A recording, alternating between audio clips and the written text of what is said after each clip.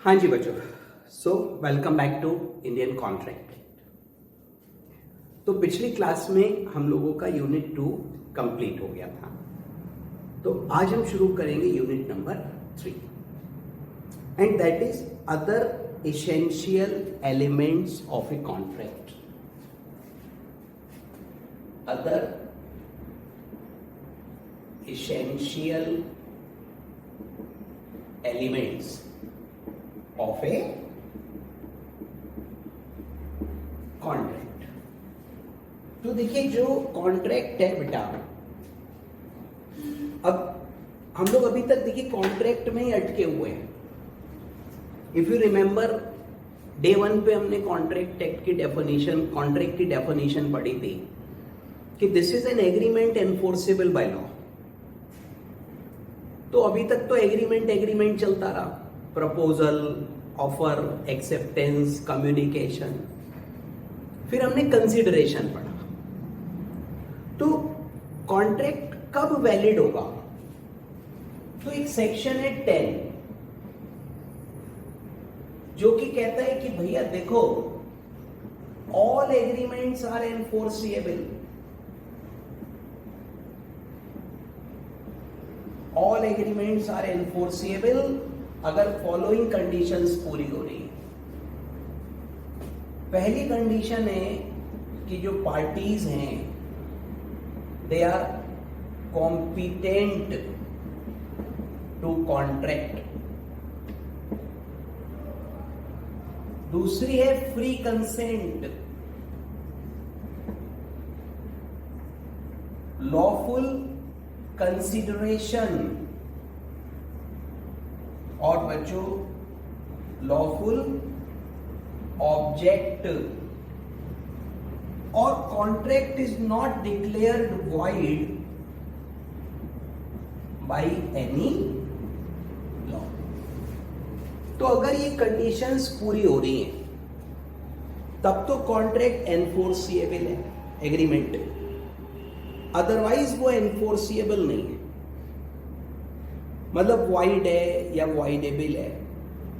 तो अब इस यूनिट में हम लोग इन एलिमेंट्स पे चर्चा करेंगे, इन एलिमेंट्स की बातचीत करेंगे। देखिए, हर एग्रीमेंट कॉन्ट्रैक्ट नहीं होता। जैसे हर चमकने वाली चीज सोना नहीं होती। Everything that glitters is not gold. तो all agreements are not contract. Only those agreements are contract which are enforceable. तो बेटा यही सब बातें हैं। तो देखो, एक ये डायग्राम बनाए।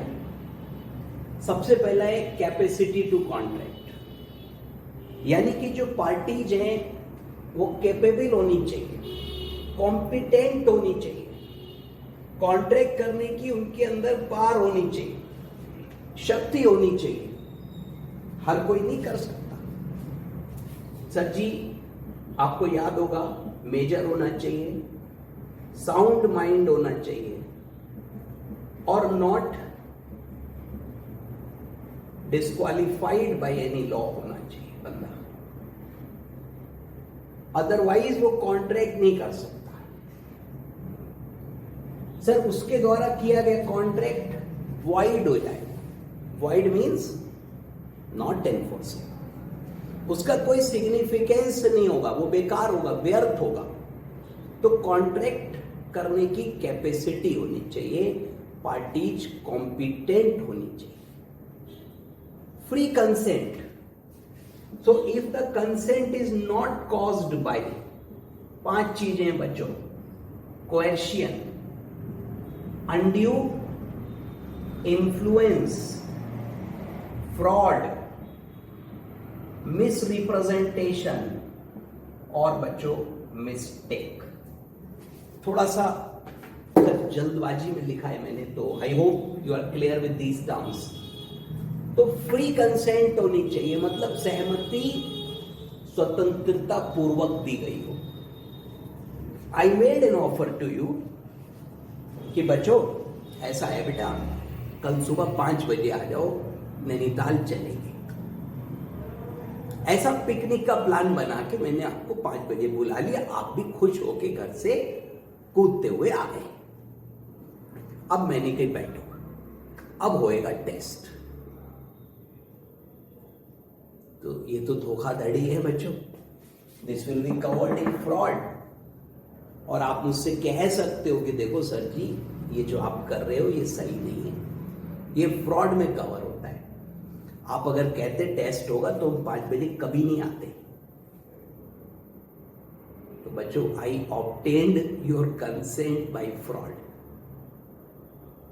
ये फ्रॉड का एग्जाम्पल हो गया, मैंने जानबूझ के किया। और the consent is, so the contract is void. आप कह सकते हो हम जा रहे हैं, हम नहीं देंगे टेस्ट। लीगल पोजीशन ये है, बाकी अब न जा पाओ अलग बात है बच्चों। Anyway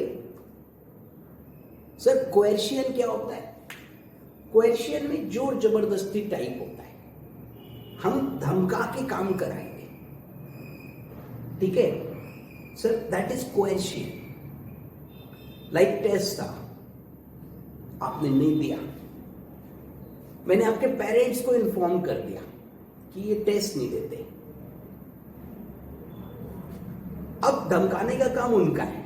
now is it coercion? Sir, coercion is doing something which is unlawful. Sir, मैं कुछ ऐसा करूं जो गलत हो तो कोएर्शियन है। पेरेंट्स को अगर मैं इन्फॉर्म किया कि भैया इन्होंने टेस्ट नहीं दे रहे हैं या कोई भी बात, तो वो कोएर्शियन नहीं, बिल्कुल नहीं है। हाँ, मैंने आपसे कही सर, एग्जाम्पल है, सिर्फ एग्जाम्पल है कि अगर आपने टेस्ट नहीं दिया, सिर्फ एग्जाम्पल है, मैं फिर कह रहा हूं, मैं ऐसा नहीं सोचता हूं बच्चों। अगर आपने टेस्ट नहीं दिया तो मैं आपका सर फोड़ दूंगा। 1 मिनट को अज्यूम कर लो सर, हिंसा हमारी पॉलिसी में नहीं आती है। किसी भी प्रकार की हिंसा इंसान को नहीं करनी चाहिए, चाहे वो फिजिकल वायलेंस हो, चाहे वो वोकल वायलेंस हो। बोल करके भी हिंसा नहीं करनी चाहिए बच्चों। अहिंसा, जय महात्मा गांधी, तो सिर्फ पक्का। ओके, एनीवे, फॉर एग्जाम्पल, एक बच्चा कह रहा टेस्ट नहीं दे रहा मैं, तो मैंने उसके यहाँ पे रिवॉल्वर रख दी कि भाई तू टेस्ट देगा या नहीं देगा, अब बोल। This is coercion. सिर्फ एग्जाम्पल है मित्रों, don't take it otherwise. Undue influence, undue influence बेटा ये करते पेरेंट्स आपके, सबके करते हैं थोड़ा बहुत। मेरा प्यारा बच्चा, मेरा राजा बेटा, मेरी मम्मी की बात नहीं मानेगा, इस प्रकार के जो डायलॉग्स होते हैं और फिर बात माननी पड़ती है। हालांकि they do not take any undue advantage. जब तक अनड्यू एडवांटेज नहीं ले रहे, अनड्यू इन्फ्लुएंस नहीं आता। सर, जैसे अभी मान लो 2 लोग हैं, शादी करना चाहते हैं। अब एक ने अपने घर पे बताया कि साहब मैंने शादी के लिए बंदा ढूंढ लिया है और लाइक ये वो। अब उसकी माता जी कह रही है कि देख, इससे तो तू शादी नहीं करेगा, और अगर तूने इससे शादी करी तो भूल जाइयो कि तेरी कोई मां भी थी। Now this is undue influence. ये अनड्यू इन्फ्लुएंस है, अनुचित प्रभाव। फ्रॉड, मैंने आपको एग्जांपल दिया। मिस रिप्रेजेंटेशन इज लाइक कि जानबूझ के धोखा नहीं किया बट हो गया। But contract act treats the fraud and misrepresentation से, और मिस्टेक में दोनों पार्टीज को समझ नहीं आया हम कर क्या रहे हैं। Anyway, an agreement is enforceable if parties are competent to contract. ठीक है, the consent has been freely given, it is not caused by these 5 things. There is lawful consideration and lawful object, so it's written here, and not expressly declared void by any law. So आगे देखिए, लिखा है section 10 provides that an agreement in order to be contract must satisfy, parties must be competent, free consent होनी चाहिए, lawful consideration, lawful object होना चाहिए, expressly void by any law नहीं होना चाहिए। राइट बच्चों? आइए अब हम डिस्कस करेंगे कॉम्पिटेंस ऑफ पार्टीज। तो कॉम्पिटेंस ऑफ पार्टीज के देखिए 3 एलिमेंट हैं, और वो ये कि व्यक्ति मेजर होना चाहिए, मेजर। दूसरा एलिमेंट ये कि उसका दिमाग ठीक होना चाहिए, sound mind, that is capable of understanding. और तीसरा ये कि not disqualified bye any law. कोई कानून ये ना कहता हो कि ये व्यक्ति कॉन्ट्रैक्ट नहीं कर सकता। So if these conditions are satisfied, only then contract is a valid contract। और ये सेक्शन 11 में है। तो देखिए कैपेसिटी या कॉम्पिटेंस, इसको आप कैपेसिटी ऑफ पार्टीज भी कह सकते हो, capacity to contract, competence to contract. Sir, it is essential element। Every person is competent to contract. As per section 11, every person is competent to contract who is of the age of majority, according to the law of which he is subject। So Bharat में है ना Indian majority act, हर चीज का कानून है। We have the law for everything। And who is of sound mind and is not disqualified, मतलब किसी भी लॉ ने डिस्क्वालीफाई नहीं किया है फ्रॉम कॉन्ट्रैक्टिंग। सो एनालिसिस किया बच्चों, तो नंबर 1 मेजर होना चाहिए, नंबर 2, नंबर 3, ठीक है। Now age of majority. तो in India the age of majority is regulated by Indian majority act. Every person will attain the age of majority on completion of 18 years of age। उससे पहले नहीं होगा बच्चों। और a person less than that age, even by 1 day, is minor। Sir, जिस दिन आप 18 के हो जाओगे उस दिन आप कॉन्ट्रैक्ट कर सकते हो, उससे पहले आप कॉन्ट्रैक्ट नहीं कर सकते। अगर आपकी एज 17 साल 11 महीने 29 दिन है and on that day you signed a contract, तो दैट इज वॉइड। ठीक। अब मित्रों, माइनर का लॉ बड़ा कर रहा है, बहुत हार्ड। सर, अगर माइनर के साथ कोई कॉन्ट्रैक्ट किया गया है, now we will discuss about minor. अब हम माइनर पे ही चर्चा करेंगे आज, बड़ी लंबी चर्चा माइनर की। तो माइनर के साथ किया कॉन्ट्रैक्ट वॉइड एब इनिशियो है। एब इनिशियो का मतलब शुरू से, the moment the contract was entered into, it was void, so it is void ab initio. A minor is not competent to contract and agreement with or by minor is void from the very beginning, so it is void ab initio. Sir, इसमें case हुआ था,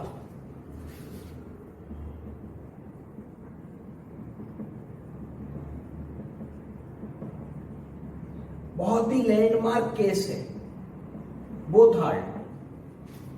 ghost नहीं यार, sorry, Ghosh, it's Ghosh. So ये बोलते हुए थोड़ा ठीक नहीं लग रहा है, तो let me call her MB।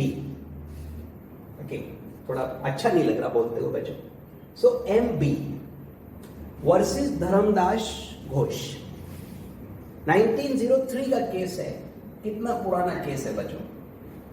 और इस केस में क्या हुआ, ये जो धर्मदास बाबू थे Bengali, he borrowed 20,000 rupees from B।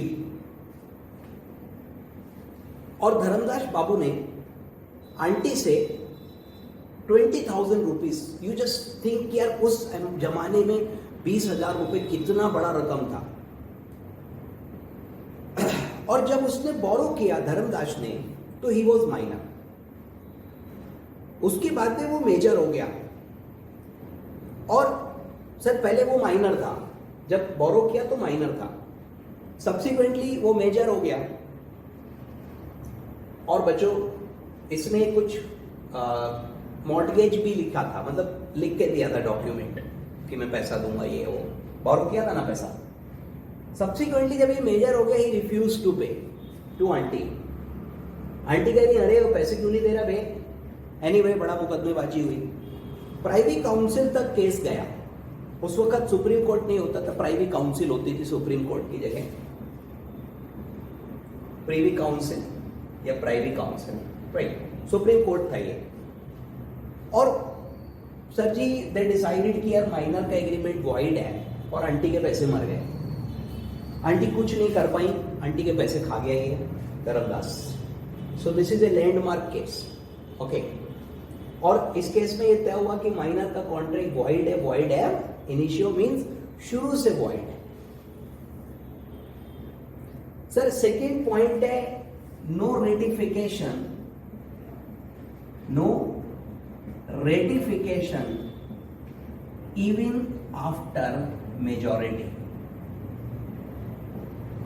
देखो रेटिफिकेशन वर्ड है बच्चों, it's not rectification. Do not take it otherwise. यही स्पेलिंग है, सही लिखा है मैंने. एक कॉन्ट्रैक्ट हुआ, माइनर ने किया, माइनर ने लिखा I promise to pay 5 lakh rupees to X for amount borrowed. मैंने बोरो किया, मैं पैसा देने का वचन देता हूं. और माइनर ने अपने साइन करे, लेकिन जब साइन किए तब वो माइनर था. So this promissory note has no value because it is executed by a minor and its contract is void ab initio. So जो मिस्टर एक्स हैं, he can not recover any money. इसके बाद ये major हो गया. जब major हो गया तो इसने एक्स ने दोबारा से कहा यार माइनर अब तू दोबारा साइन कर. और बच्चों इसने दोबारा साइन करे और उस दिन करे जिस दिन वो मेजर था. Sir he executed the promissory note at minority. और जब वो मेजर हो गया ही साइंड दैट अगेन. अब क्या कहते हो? So this thing is ratification. Ratification means subsequent approval. Subsequent approval. Something which is not originally valid, if it is approved later, it is called ratification in law, but minor cannot ratify. If an agreement was made by minor, so it is void. And if void agreement has no repercussion, it cannot ratify. It cannot be ratified. ओहो, तो ये भी इसके बावजूद ये void रहेगा. Sir if originally कोई चीज वॉइड है तो वो वॉइड फॉर एवर है. वॉइड को रेटिफाई करके वैलिड नहीं किया जा सकता. तो minor can not ratify the agreement on attaining majority. क्यों? क्योंकि original agreement is void. Void agreement can not be ratified. तो एक्स एक माइनर है, प्रोमिसरी नोट बनाया इसने वाई के फेवर में. On attaining majority he can not ratify that. उसकी जगह नया प्रोमिसरी नोट बना दे, वो भी इनवैलिड होगा क्योंकि वो विदाउट कंसिडरेशन हो जाएगा.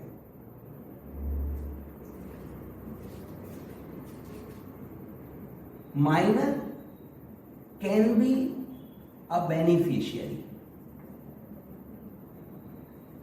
सर लॉ माइनर अगर कोई और कॉन्ट्रैक्ट है जिसमें माइनर बेनिफिशियरी, सर मैंने लिखा आई प्रॉमिस टू पे rupees 50,000 to X and X happens to be a minor, और मैंने अपने साइन भी किए उन बच्चों, तो this is a valid promissory note. Minor beneficiary हो सकता है. So if an agreement creates a right in favour of minor तो वो वैलिड है. माइनर की लाइबिलिटी नहीं है, माइनर कॉन्ट्रैक्ट नहीं कर सकता. लेकिन अगर माइनर का कोई अधिकार क्रिएट हो रहा है, कोई राइट क्रिएट हो रहा है तो वो वैलिड है. तो if minor has been admitted for the benefits of the firm, वो वैलिड है। देख रहे हो सर? तो कानून माइनर को पूरे तौर पे बचा रहा है, उसको प्रोटेक्ट कर रहा है। तो अगर माइनर ने लिख के दिया मैं पैसे दूंगा, वो वॉइड हो गया। किसी और ने लिख के दिया मैं माइनर को पैसे दूंगा, वो वैलिड हो गया। वाह! तो लिखा है minor is not competent to contract but nothing in the contract act prevents him from making other party bound to the minor. Other party अगर माइनर के प्रति बाउंड हो रही है, वो वैलिड है। तो promissory note executed in favour of minor is not void. ये इन फेवर ऑफ माइनर है, ये वॉइड नहीं है, ये वैलिड है। और कौन स्यू करेगा? माइनर। माइनर कर सकता है। Minor can become partner in the partnership form with the consent of all partners. He can be admitted for the benefits of the firm, that is section 30 of the Indian Partnership Act. Sir, a mortgage was executed in favor of minor, so he can get a decree. Decree मतलब order of the court. Next, minor can always plead his minority. अर्थात बच्चों, कवि ये कहना चाहता है कि minor हमेशा यह कह सकता है कि मैं तो छोटा बच्चा हूं। That is he can plead his minority. उसकी किसी चीज की लाइबिलिटी नहीं है, उसकी किसी चीज की जिम्मेदारी नहीं है, हर बात का एक ही जवाब है उसके पास, that I am a minor. और he can plead that, he is not estopped to do so. वो उस बात को सर रोक ही नहीं सकता। सपोज करिए एक माइनर है और he borrows money from somebody, ठीक है, by misstating that he is major। Sir एक माइनर है 16-17 साल का, ठीक है, थोड़ा खाते पीते घर का है, तो उम्र थोड़ी सी ज्यादा लगती है उसकी। वैसे तो 16-17 साल का है, लेकिन खाते पीते घर का होने की वजह से थोड़ी सेहत अच्छी है, उम्र थोड़ी ज्यादा लगती है उसकी। कोई बात नहीं बेटा। अब उसने किसी से कहा मैं मेजर हूं, वो मान गया और इस बात पे उन्होंने लोन ले लिया, पैसे खा गया वो। अब वो आदमी कह रहा है मेरे पैसे वापस करो। अब वो माइनर क्या कह रहा है? मैं तो माइनर हूं, मैं तो नहीं दूंगा। वो कह रहा अबे तूने तो कही थी मेजर हूं। तो बेटा वो तो माइनर है, कुछ भी कह सकता है, प्रोटेक्टेड है, law protects him even if he misstated that he is a major. उससे मेजर थोड़ी हो गया। Sir, minor can always plead his minority. So minor can always plead minority and is not stopped to do so even when he has taken loan by falsely representing that he is major. झूठ बोल के loan लिया, ये कह के loan लिया कि मैं मेजर हूं, उसके बावजूद भी बच्चों उसका कोई अधिकार नहीं है। वो बिल्कुल भी सर उसकी कोई लाइबिलिटी नहीं है, क्योंकि वो माइनर है। Rule of estoppel can not be applied against minor.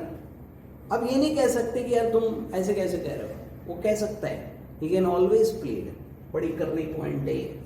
Next, अब देखिए, अभी तक हमने ये पढ़ा कि माइनर लायबल नहीं। अभी तक हमने ये देखा कि माइनर किसी हाल लायबल नहीं, और माइनर बिल्कुल भी लायबल नहीं। हाँ जी सर, माइनर बेनिफिशियरी हो सकता है, यानी अगर कोई ऐसा कॉन्ट्रैक्ट है which creates right for minor, वो एनफोर्स होगा। माइनर का एग्रीमेंट वॉइड है तो रेटिफाई भी नहीं होगा। माइनर अगर ये झूठ बोलता है कि मैं मेजर हूं फिर कुछ करता है, तो भी वो माइनर ही माना जाएगा। लेकिन बच्चों, लाइबिलिटी है for necessaries. Sir, this is the only situation when a minor is liable. Sorry, minor is not liable. Minor's estate is liable.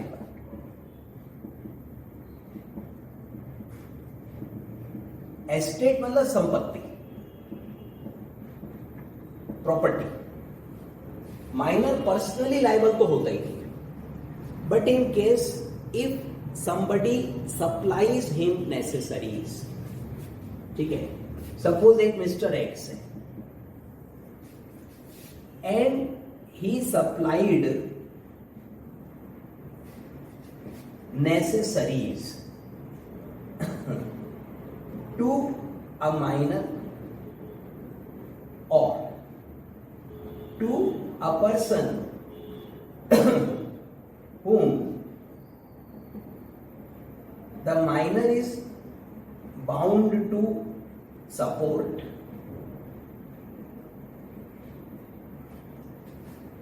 तो सर जी, अगर कोई व्यक्ति माइनर को नेसेसरीज सप्लाई करता है, क्या सप्लाई करता है? नेसेसरीज, या फिर किसी ऐसे व्यक्ति को सप्लाई करता है जिसको सपोर्ट करने के लिए माइनर बाउंड है, and these necessaries are essential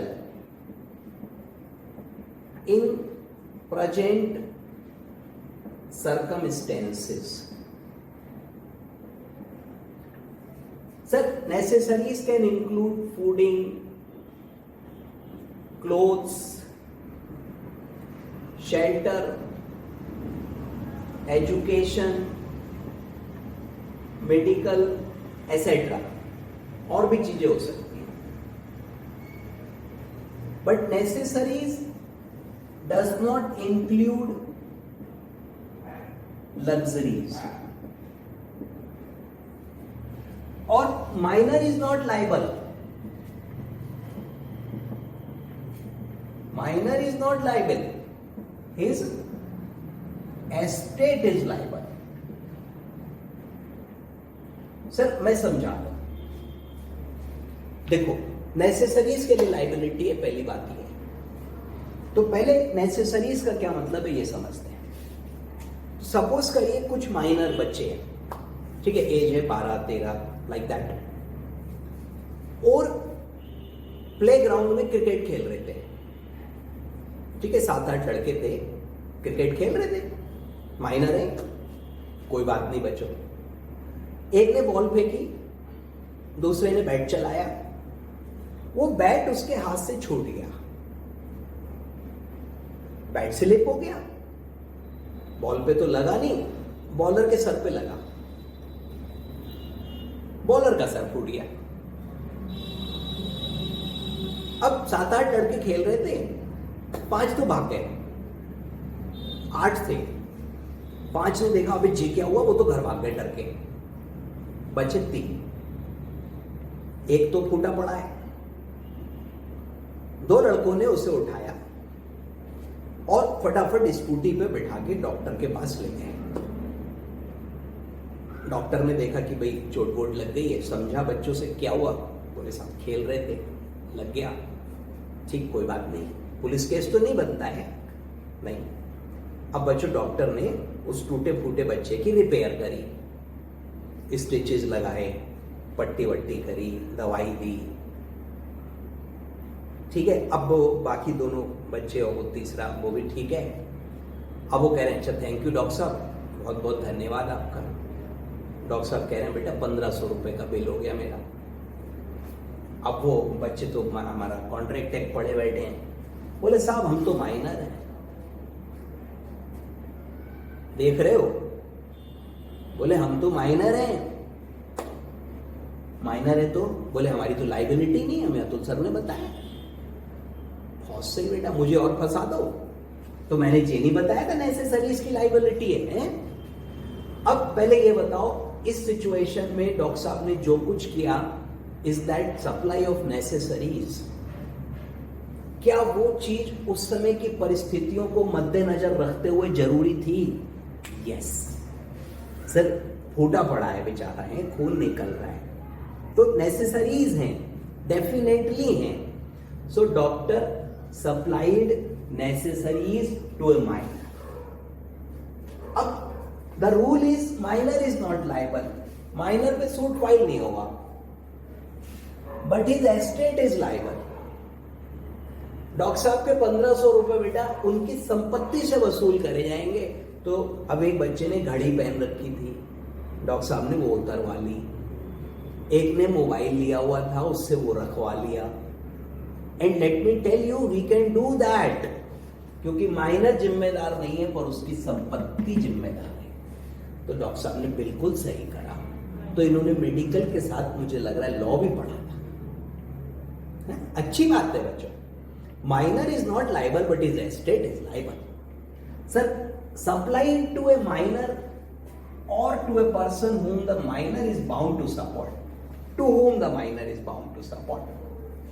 Okay, ये क्या है? Sir, it is supply to minor and a person to whom the minor is bound to support. Means, suppose करो एक बालक है जिसका नाम है X, एज है 16 years. आपने अगर पुरानी मूवीज देखी हो बच्चों, आज से 40-50 साल वाली पुरानी, बड़ी कर्री होती थी। इसके फादर पहले ही बेचारे एक्सपायर हो चुके हैं और इसकी एक माँ है, बेहद गरीब एनवायरनमेंट है। और एक दिन माँ बीमार हो गई, ये डॉक्टर के पास गया दवाई ववाई लेने, ऐसे होता है पुरानी मूवीज में। और बेटा माँ बीमार है, बहुत जोरों से बारिश हो रही, रात का समय, दवाई लेके आ रहा, रास्ते में एक्सीडेंट हुआ, दवाई की शीशी गिर गई, भागा भागा घर पहुंचा, बस माँ बिल्कुल आखिरी सांसें ले रही। इसका एक छोटा भाई है वाई, और इस वाई का हाथ इसके एक्स के हाथ में पकड़ा गई कि बेटा इसका ध्यान रखियो, मैं तेरे हवाले छोड़ के जा रही हूँ। और बेटा ये कह के माँ की आंखें बंद हो गई। यू नो, बहुत इमोशनल मूवीज होती, अरे ठीक है यार, इट्स ओके। तो that kind of emotional movies may be you may have seen. Story समझ आई। अब ये भी माइनर और ये तो बिल्कुल ही बहुत ही छोटा माइनर है, बोथ आर माइनर, और दुनिया साफ हो गई इनकी, nobody is here to support. अब ये बेचारा मेहनत मजदूरी करेगा, सब तरीके के काम करेगा, चोरी चकारी करेगा, इसको पढ़ाएगा लिखाएगा, ये बड़ा आदमी बनेगा, बाद में ये पुलिस इंस्पेक्टर बनेगा और ये बेटा चोर बनेगा। Sir, that is the Hindi movies. Anyway, आप उस पर मत जाइए, ठीक है। Now if somebody supplies necessaries to him, so he is liable for necessaries, his estate is liable. And if somebody supplies necessaries to Y, even then he is, because he is bound, X is bound to support Y. X खुद की जिम्मेदारी तो है ही और Y भी X की जिम्मेदारी है। तो इन दोनों बच्चों को यदि कोई भी व्यक्ति नेसेसरी सप्लाई करता है तो he can recover that money from their estate. जो भी होगा इनके पास, बेचारों पे, गरीबों पे है क्या। एनीवे, हम तो लॉ समझ रहे हैं। नेसेसरीज का मतलब देखिए, उस समय की परिस्थितियों को देख के फैसला होगा कि नेसेसरीज थी या नहीं। ये बेचारे भटक रहे, सर किराए का घर था, मालिक ने भी, मकान मालिक ने निकाल दिया, दोनों भटक रहे सड़कों पे। Now somebody gave them shelter, तो नेसेसरीज है, दोनों भूखे हैं, किसी ने खाने को दिया, नेसेसरीज है भैया। सिचुएशन को देखकर तय होगा, ठीक। आपको मिल गए ये दोनों कहीं, आपने भी देखा बड़े दुखी हैं, आप इन्हें मूवी दिखाने ले गए पीवीआर सिनेमाज में, ये नेसेसरीज नहीं है, ये लग्जरीज हैं। You can not recover any amount for luxuries. Sir, necessaries can be recovered, luxuries can not B. ठीक है, आपने मूवी दिखाई, अच्छा काम किया बच्चों, but you can not recover any amount for that because it is not covered in the definition of necessaries. Okay, so I hope that the law is clear to you कि क्या position है luxuries के बारे में। तो देखिए, लिखा है liability for luxuries. Let me read out the case of necessaries supplied to minor. इधर necessaries supplied to minor or to any person whom such minor is bound to support. ठीक, इज गवर्न्ड बाय सेक्शन 68 और आगे लिखा it is enforceable. फिर लिखा है minor is not liable और never for more than value of necessaries there is no personal liability but his property is liable. So to render minors estate liable, two conditions: contract must be for goods reasonably necessary and the state of life. उसके जीवन में जो परिस्थितियां बच्चों, उस परिस्थिति में वह वस्तु या वह सेवा आवश्यक होनी चाहिए। और minor must have already sufficient supply of that necessary. Must not have. ठीक है, इस पे खाने को नहीं है खाना दिया, रहने को नहीं है रहना दिया, only then. Necessaries means those which are essentially needed. So they cannot include luxuries. They cannot include costly unnecessary things. Necessary extend to all things at reasonable person like minors education. ये necessary है। हाँ, तो आप देखो मेरा आपका contract valid हो गया, ठीक है सर, अगर आप मेरी फीस देने से मना करते हो बीइंग ए माइनर, तो नेसेसरीज में कवर्ड है वो, and I can recover that from your estate. Sir लिखा है, लॉ में लिखा है, मैं तो समझाने का काम है मेरा, do not take it otherwise. Okay sir, funeral ceremonies like mother की डेथ हुई, अब इनका फ्यूनरल सेरेमनी, अंतिम संस्कार एंड सो ऑन, सर उसमें भी खर्चा होता है, उसके लिए minor borrowed money from somebody, ठीक है, तो बेटा even that is supply of necessaries, वो भी रिकवर हो सकता है।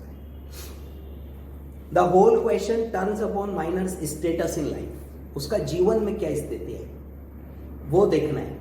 यूटिलिटी मतलब जो आवश्यकता है वो नेसेसरी है। ऑर्नामेंट मतलब जो सर दिखावा है वो सब है, वो नेसेसरी नहीं है।